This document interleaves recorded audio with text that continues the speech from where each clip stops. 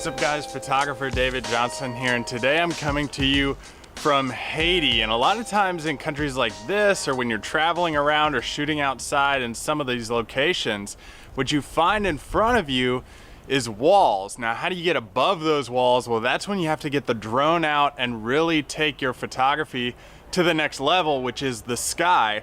And how do you do that exactly? Well, aerial photography and drone photography is really no different than normal photography composition, but you are working with several new composition factors that we need to get into. So how do you take the best drone photography possible with these different compositions? So the first type of composition, and probably the most popular type of composition, is basically just your standard composition that you would get if you were standing up somewhere. Now the difference here when you have your drone up in the air than when you're standing on the ground is you're just slightly more elevated.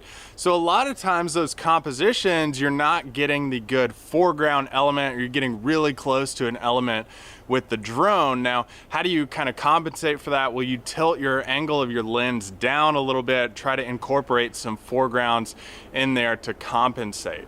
The next type of composition that we need to look at is the 45-degree angle composition from the sky. Now, these are those compositions that when you get up in the air, then what do? If you're looking straight out, you might not have the horizon line or elements in front of you the way you want them. So what you do is point your camera on your drone down at about 45 degrees.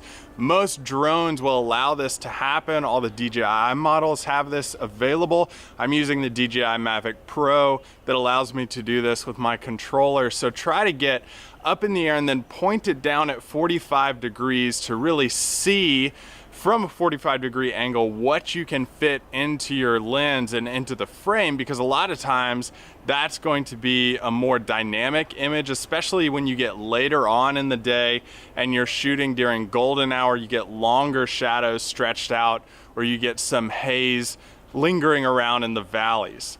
The last composition that you can really focus on with drone photography when you're shooting outdoor photography is my personal favorite, the bird's eye view composition. And that's when you tilt your camera on your drone to look straight down at the landscape. Now, this is a really effective way of shooting natural designs in a landscape in a way that most people haven't even seen before. These are those type of aerial images that you can only see if you're up in an airplane looking straight down at the ground.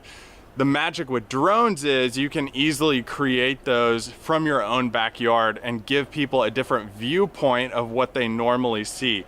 So when you're shooting a bird's eye view, really try to look straight down on whatever you're shooting and find geometric patterns, like shapes, circles, squares, lines. All these things go together to make a really solid bird's eye view image.